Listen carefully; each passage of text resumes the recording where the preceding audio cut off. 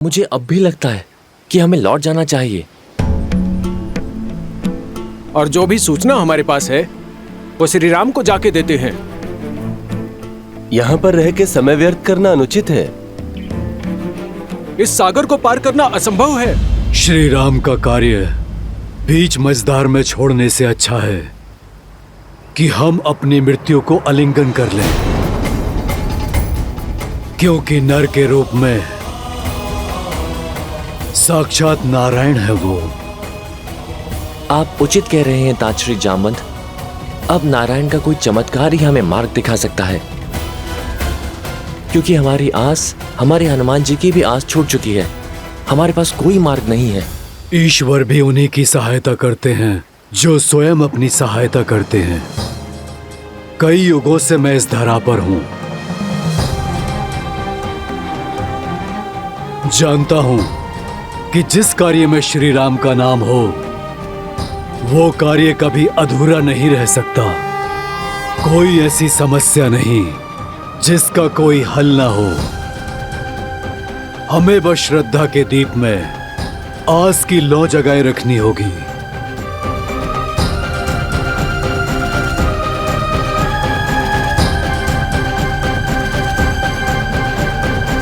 स्वामी, आपका अंश अवतार हनुमान आशा खो चुका है।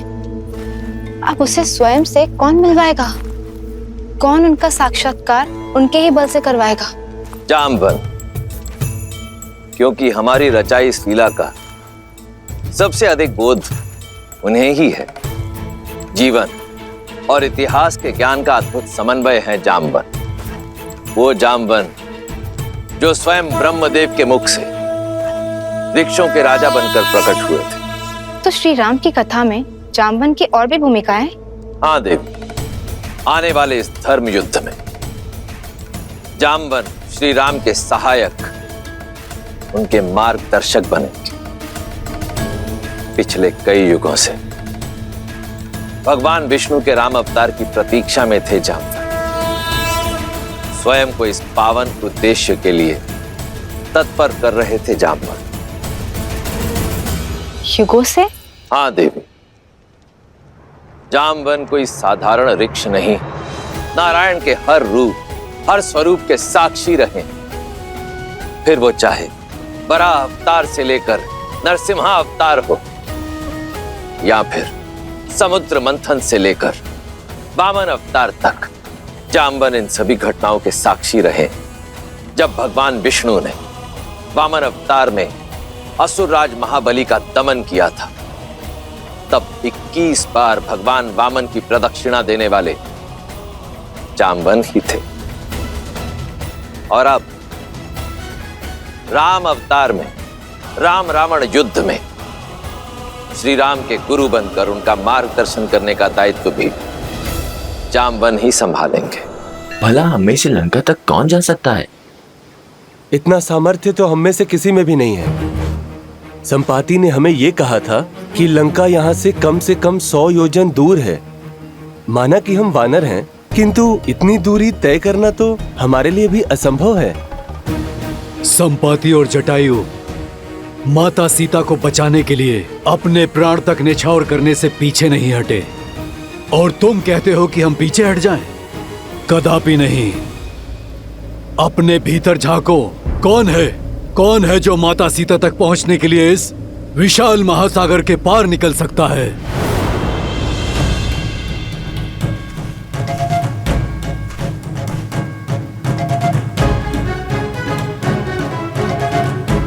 जामवंत जी, मैं 20 योजन तक छलांग मार सकता हूं। मैं 40 योजन। युवा अवस्था में मैं इतनी दूरी पार कर सकता था, किंतु अब शरीर में उतना बल नहीं।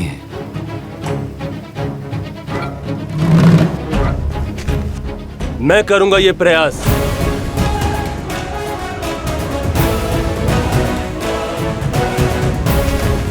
तुम्हारे सामर्थ्य पर संदेह नहीं है अंगद। मुझे ज्ञान है कि तुम वहां तक पहुंच तो जाओगे, परंतु वहां से लौटने की शक्ति शेष नहीं बचेगी। और फिर तुम युवराज हो, तुम्हारी रक्षा हमारे लिए आवश्यक है और तुम्हारा यहाँ सेना के साथ रहना भी आवश्यक है।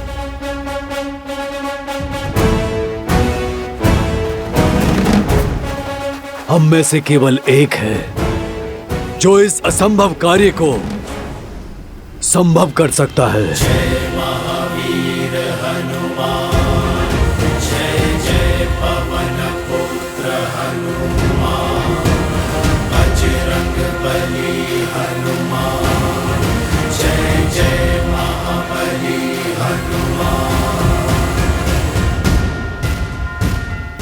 जामवन जी, कहीं आपका संकेत मेरी ओर तो नहीं?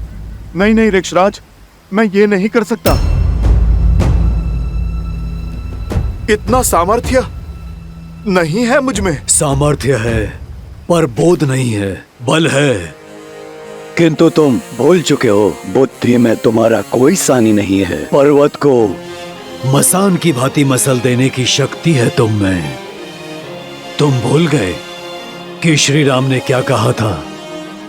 क्योंकि यह यात्रा केवल सीता की खोज की नहीं, तुम्हारे स्वयं को खोजने की भी है।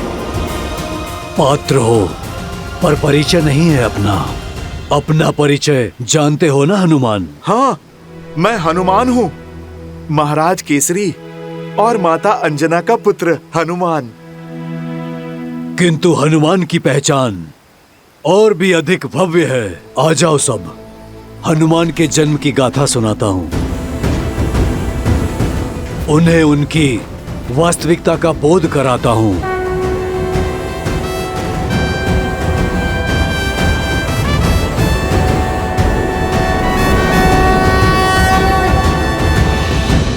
ईश्वर ने सब कुछ दे दिया, बस एक संतान नहीं दी। कोई नहीं जो हमें श्रद्धांजलि दे सके हमारे जाने के बाद। आपकी पीड़ा मुझे भी बहुत कष्ट देती है वानरराज। भीतर ही इस वेदना से जलती हूँ। वानरराज केसरी को एक वंशज तक ना दे पाई। लेकिन ऐसा कोई नहीं है जो मेरा आंचल पकड़ के मुझसे हट करे, जिसे मैं लोरिया सुनाकर सुलाऊं। मुझे लगता है अब केवल महादेव ही हमारा कष्ट हर सकते हैं।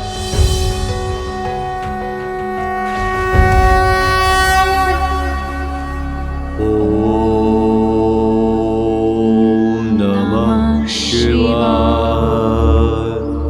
ओम नमः शिवाय।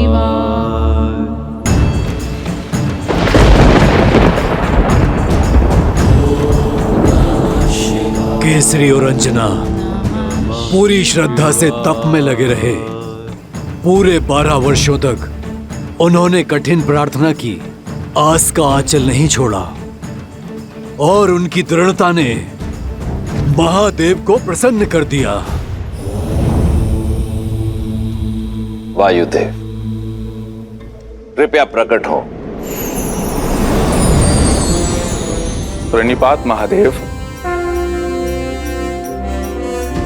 प्रणिपात माता। आदेश करें, इस दास का स्मरण कैसे किया आपने?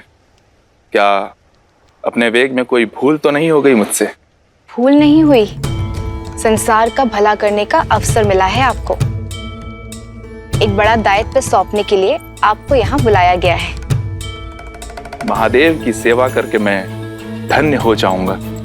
अपनी भक्ति से प्राप्त शक्ति से रावण इस संसार में तनाव का वातावरण फैला रहा है। नारायण के अवतार श्री राम को एक भक्त की आवश्यकता होगी, जो मेरा ही अंशावतार होगा। देवी अंजना के गर्भ तक उसे पहुंचाने के लिए आपकी सहायता की आवश्यकता है वायुदेव। ये समझ लीजिए कि श्री हरि के इस दिव्य अवतार की गाथा में आपकी एक अत्यंत महत्वपूर्ण भूमिका होने वाली है। समय आने पर मेरे इस अंशावतार को संसार जिस नाम से पुकारेगा वो होगा हनुमान। वो हनुमान जो संसार में राम भक्ति की अलख जगाएगा। वो हनुमान जो इस संसार को सच्ची भक्ति का अर्थ समझाएगा, जो भक्त और भगवान के संबंध को एक नई ऊंचाई तक ले जाएगा, जो राम रावण युद्ध में श्री राम का प्रमुख सहायक बनेगा और देवी सीता की मुक्ति का मार्ग बनेगा। धन्य हूं मैं महादेव, आपकी इस इच्छा को मैं अवश्य पूर्ण करूंगा। हनुमान आपका अवतार होगा और उसे धरती पर ले जाने में मेरे सहयोग के कारण पवनसुत कहलाएगा। नमामि शंभुं पुरुषं पुराणं, नमामि सर्वज्ञं पारब्रह्मं, नमामि रुद्रं प्रभुं शयन्तं, नमामि शर्वं शिरसा नमामि। जय जय जय शंकर उमा महेश्वर। जगत कल्याण का मार्ग तुम्हारी प्रतीक्षा कर रहा है हनुमान। तुम्हारे बल का आभास कर सकता हूं मैं हनुमान।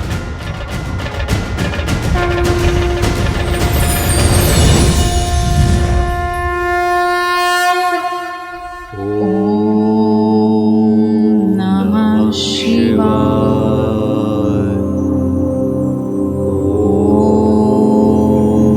नमः शिवाय।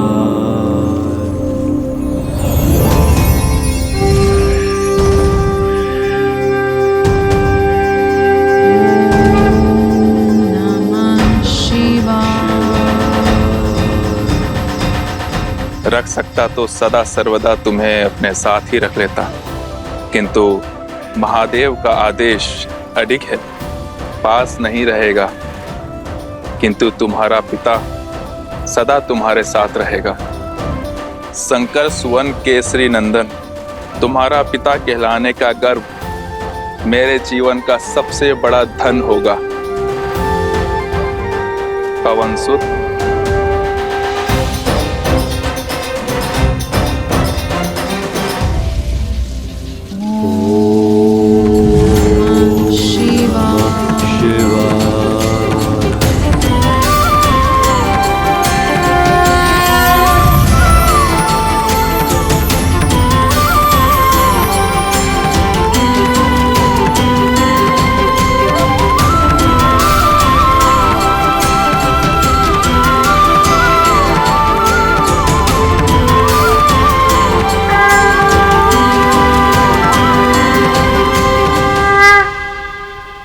तो मेरा जन्म महादेव की इच्छा से हुआ। जामवंत जी, मैं महादेव का अंश हूं। अंजनेय होने के साथ साथ पवनसुत भी हूं मैं, और मेरा जन्म प्रभु श्री राम की सेवा के लिए हुआ। इसीलिए सदा मुझे प्रभु श्री राम की प्रतीक्षा रहती थी। धन्य हुआ मैं, मेरे श्री राम, प्रभु श्री राम। राम राम राम राम राम राम राम।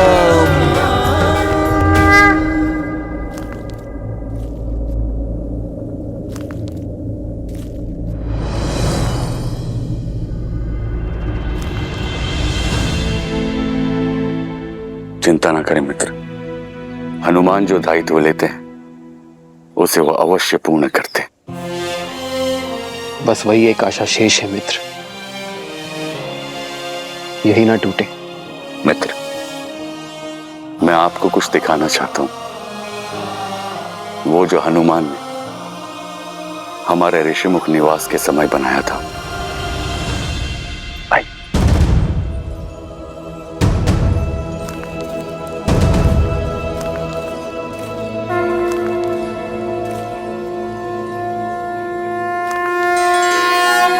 मेरी मूर्ति ये हनुमान ने बनाई है मेरे लिए?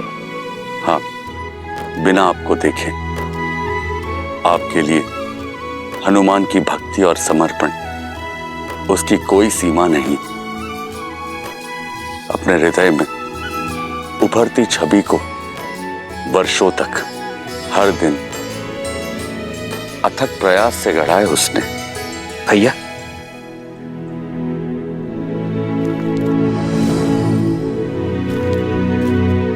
देखो लक्ष्मण, हनुमान ने मेरे लिए ये प्रतिमा बनाई है।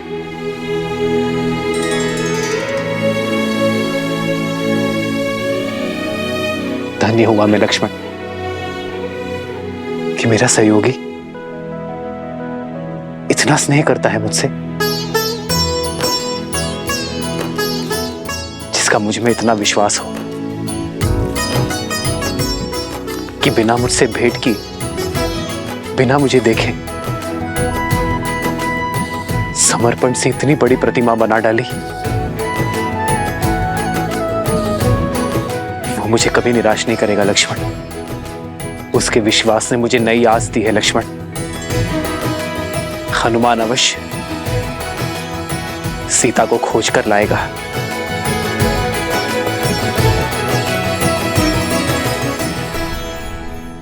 अपने जीवन का उद्देश्य तो जान गया, परंतु उसे पाने का मार्ग कैसे ढूंढूं?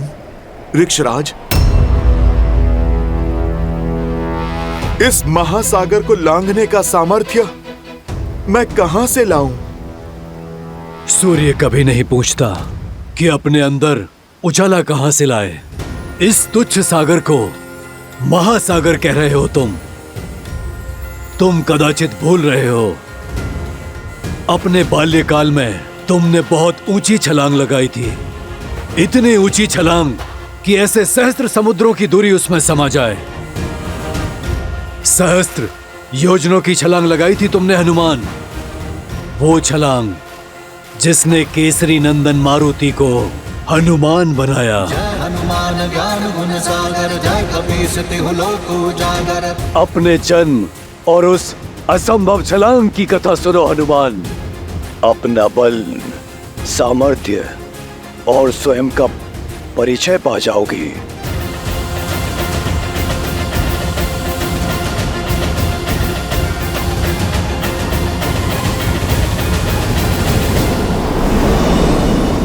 जन्मे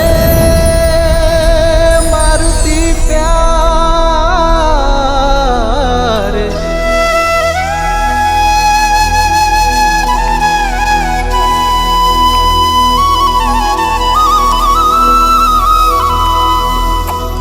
जन्मे मारुति प्यारे।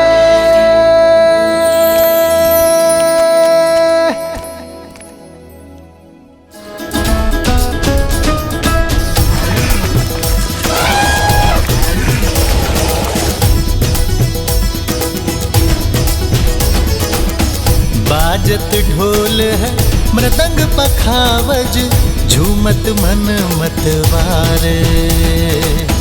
मंगल पल ये आया है देखो, हर्षित वानर सारे।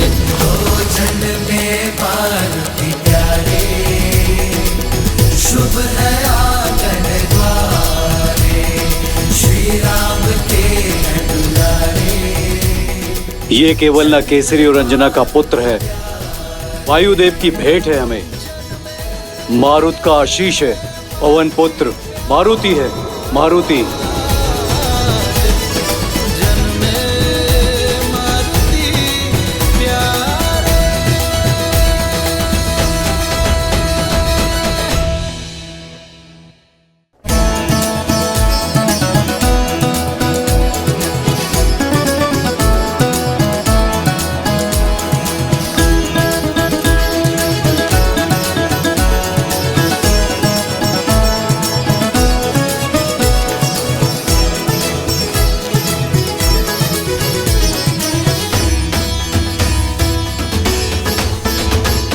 सूरज सा मुकदम के चंचल नटखट नैना, तू भगवान का रूप है, तुझ सा भक्त कोई ना।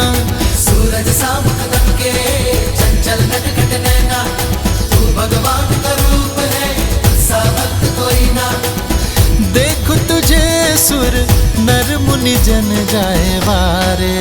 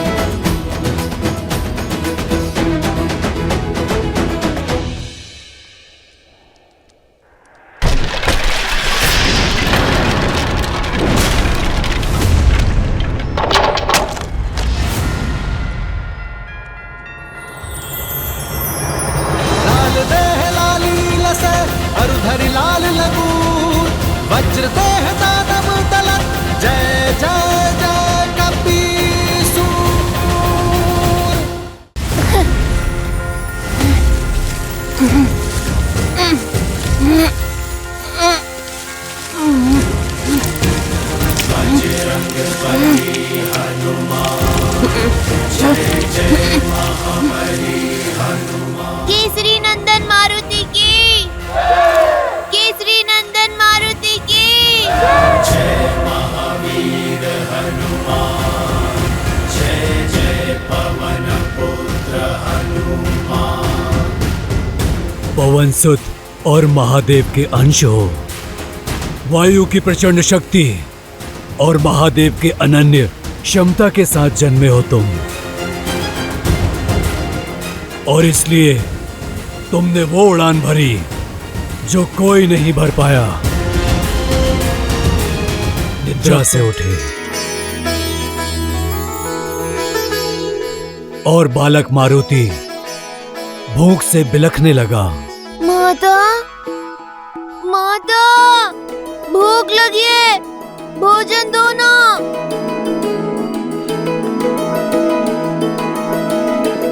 माता, माता, माता,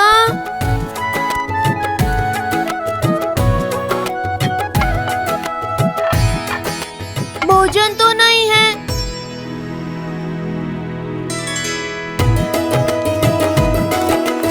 देखो मारुति आ गया, आ गया। अरे मारुति तुम आ गए। हमने कुछ रसीले आम देखे, किंतु वह इतने ऊपर हैं कि हम तोड़ नहीं सकते। क्या तुम तोड़ लाओगे? हम लोग साथ में खाएंगे। भूख तो मुझे भी लगी है, किंतु माँ कहती है स्वयं से पहले सदा दूसरों के बारे में सोचना चाहिए। चलो पहले तुम्हें खिलाता हूँ। चलो चलो मेरे साथ, चलो चलो।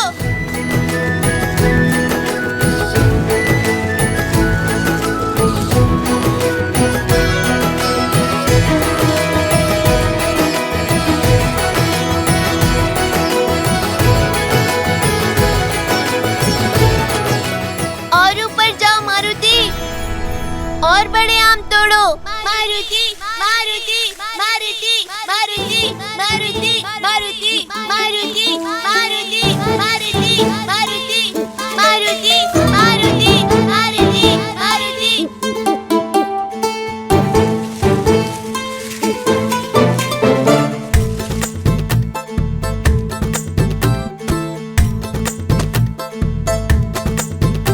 इतना पर्याप्त है? नहीं, ये हरे हैं, कच्चे। और ऊपर जाओ, लाल चमकीले आम तोड़ो। फल जितना बड़ा, जितना लाल, जितना चमकीला, उतना ही स्वादिष्ट और रसीला होता है।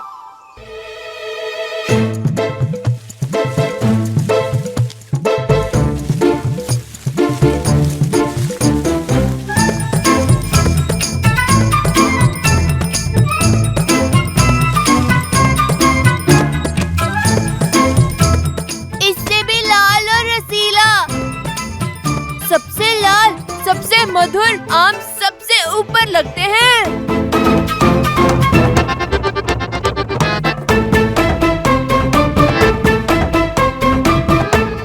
जितना बड़ा, जितना लाल, जितना चमकीला, उतना ही रसीला।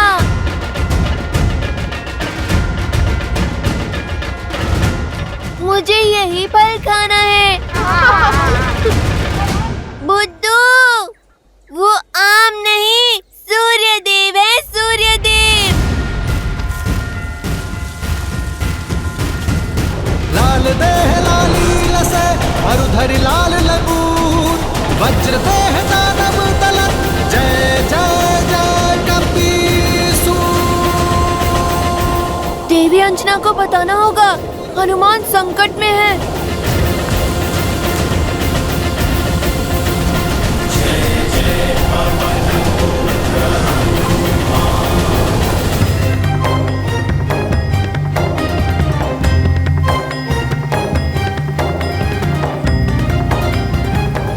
ऐसे क्या देख रहे हो आप लोग? सच में हनुमान जी, आप सूर्य को फल समझ के खाने दौड़े। बालपन में तो सभी भोले होते हैं ना, मैंने भी कर दी होगी ऐसी हट।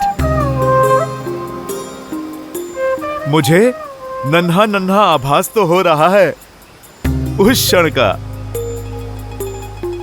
किंतु मुझे सब कुछ स्मरण नहीं है। आज तो बहुत अच्छे पुष्प मिल गए बाग में। इसकी तो बहुत अच्छी माला बनेगी, है ना? देवी अंजना, देवी अंजना। क्या हुआ पुत्र? मारुति। अब क्या कर दिया मेरी नटखट ने? किसको पूछ से उठाकर फेंक दिया? किसका फल छीन के खा गया? वो मारुति सूर्य को फल समझकर खाने के लिए उड़ गया।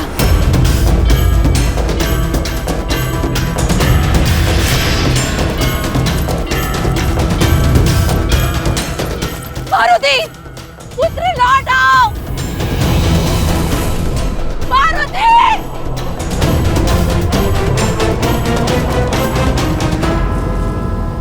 उस दिन ग्रहण अमावस्या थी।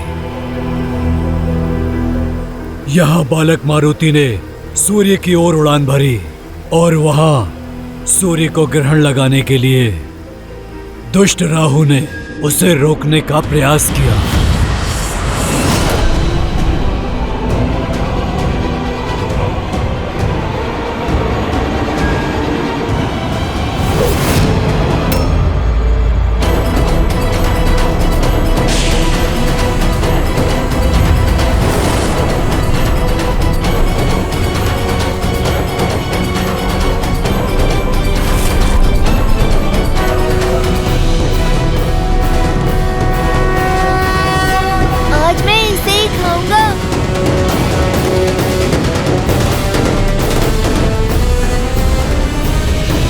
बालक, कहाँ जा रहे हो?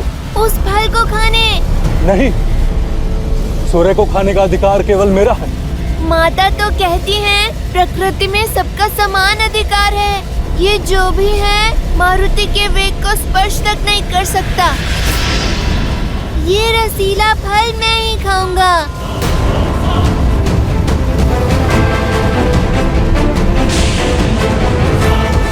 मूर्ख बालक, रुक जाओ। राहु का आदेश टालने का दुस्साहस मत करना। नियति का लेख है, आज सूर्य को निकलकर ग्रहण लगाना है मुझे। तुम्हारी हट मुझे रोक नहीं पाएगी। बंधु, मेरी भूख आपकी नियति से अधिक बलवान है। अपने भोजन के बीच में वानर किसी को नहीं आने देते।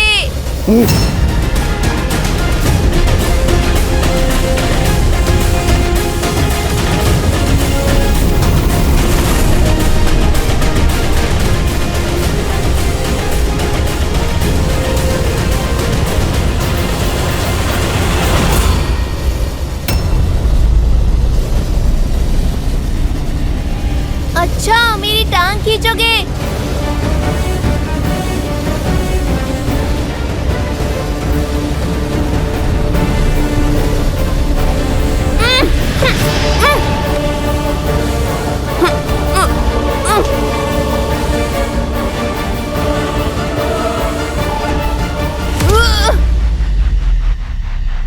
मेरा फल छीनने आया था।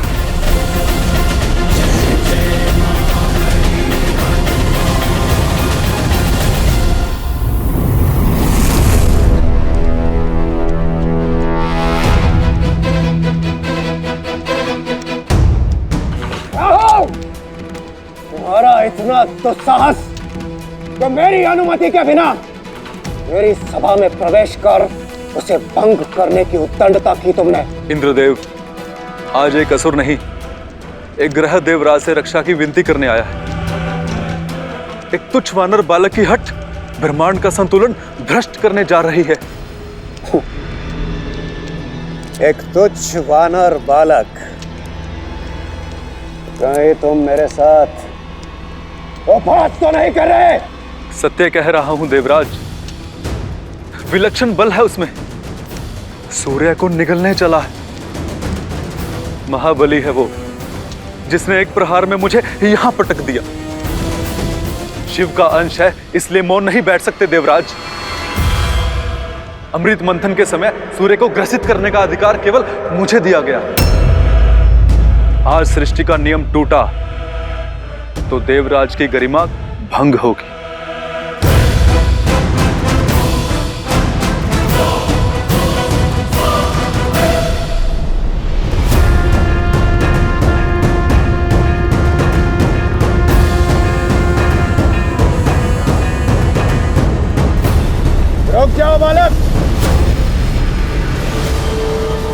तुम्हारी ये चेष्टा सांसारिक संतुलन बिगाड़ रही है। कोई भूखा बालक फल खाएगा तो आपकी सृष्टि का संतुलन भला कैसे बिगड़ेगा? उद्दंडी बालक, तुम्हारा इतना दुस्साहस कि तुम देवताओं के राजा के साथ तर्क वितर्क कर रहे हो। आपसे पहले भी एक आया था, प्राण बचाकर भागा है। आप जाइए, मुझे अपना भोजन करने दीजिए।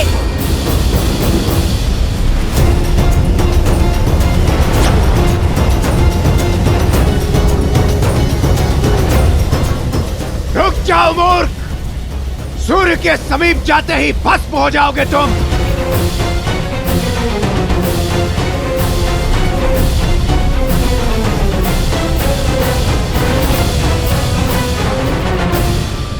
बहुत सी बाधाएं लांघकर मैं यहाँ तक पहुँचा हूँ। अब मैं पीछे नहीं हटूंगा, पर इतना बड़ा फल खाऊं कैसे?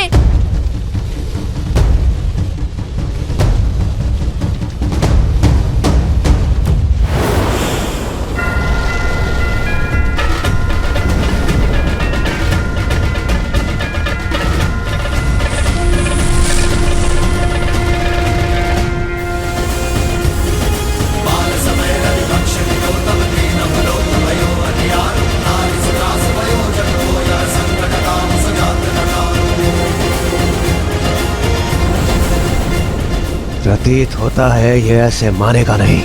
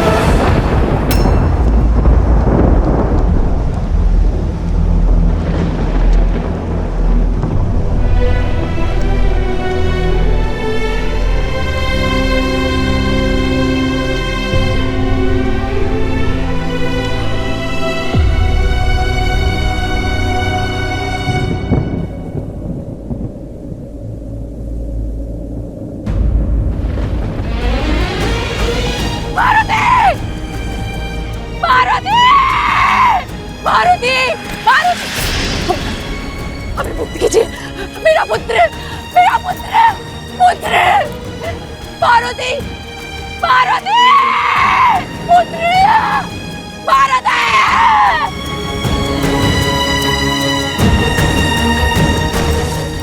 पुत्र, उठा पुत्र, पुत्र उठो, मारुति आंखें खोलो पुत्र, निद्रा से जागो पुत्र।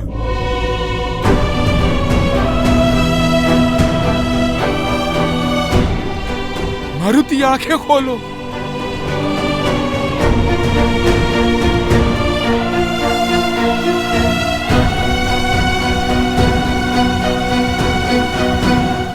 तो क्या मारुति की मृत्यु हो गई?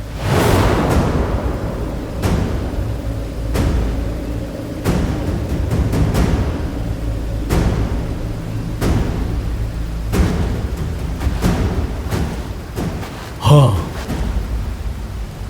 क्योंकि वज्र को तो पवन देव भी नहीं सह सकते, तो पवन पुत्र कैसे सहता? मारुति वज्र का प्रहार नहीं सह पाया और वायुदेव इस सत्य को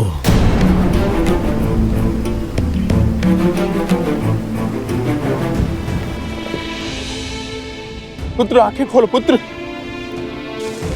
पुत्र आंखें खोलो पुत्र। ये ठीक नहीं किया इंद्रदेव।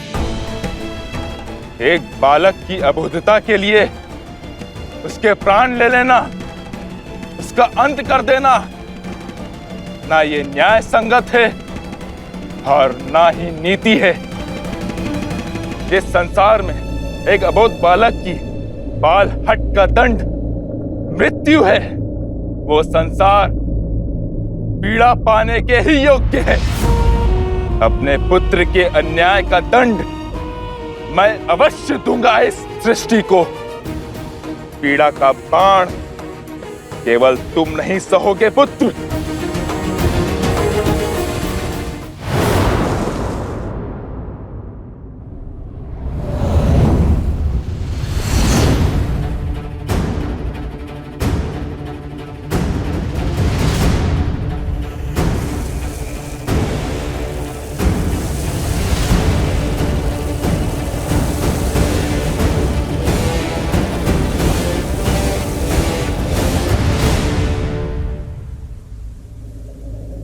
मारुति, मारुति, मारुति, मेरा पुत्र कहाँ है? मेरा पुत्र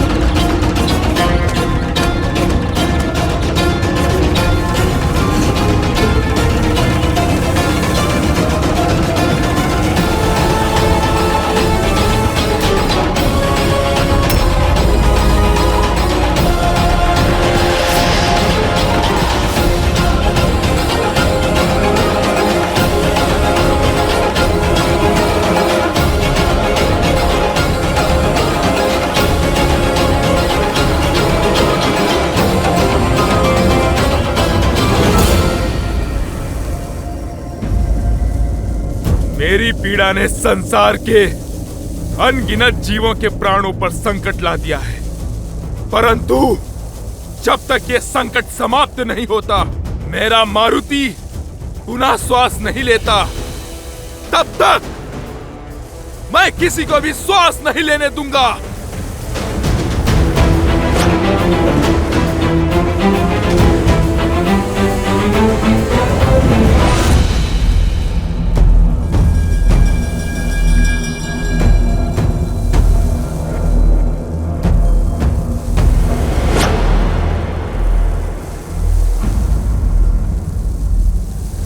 इंद्रदेव, अब आप यहां क्यों आए हैं?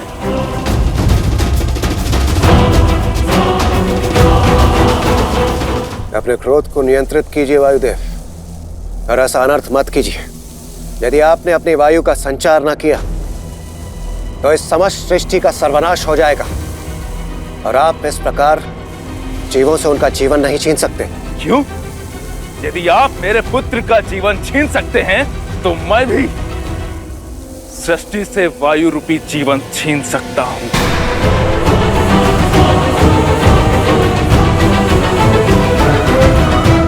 वायुदेव, समझने का प्रयास कीजिए। उस समय मेरे सम्मुख मारुति को रोकने के अतिरिक्त कोई और विकल्प शेष नहीं था। विकल्प तो मेरे पास भी नहीं है।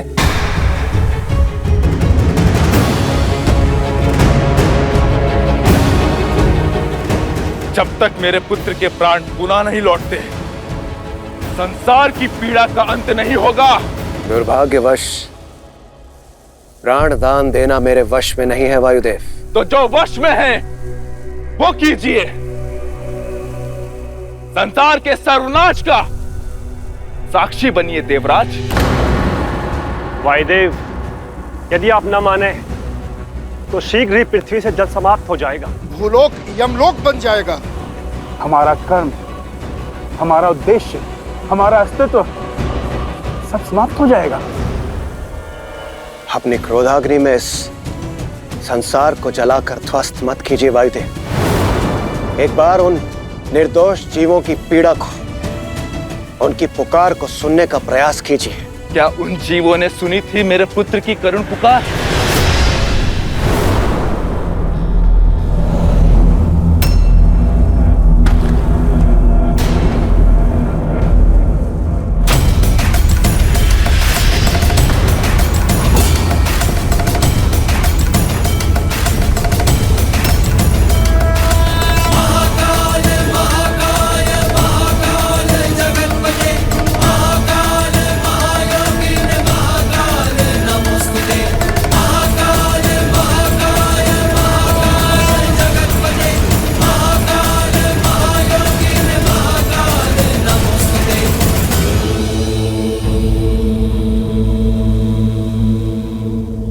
प्रणाम महादेव।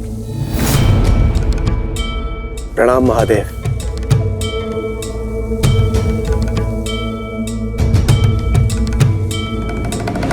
महादेव, अब आप ही वायुदेव को समझाइए। पुत्र शोक से पीड़ित एक पिता को कोई क्या समझा सकता है इंद्रदेव? और वैसे भी वायुदेव को उनका कर्तव्य स्मरण कराने से पूर्व क्या आपने स्वयं अपने धर्म को समझा? देवराज इंद्र का कर्तव्य निभाते निभाते आप स्वयं बड़े होने का धर्म भूल बैठे हैं। और क्या होता है बड़े होने का धर्म? अपने से छोटों की रक्षा करना। परंतु आपने नन्हे मारुति पर प्रहार कर अधर्म किया है देवराज इंद्र। शंभू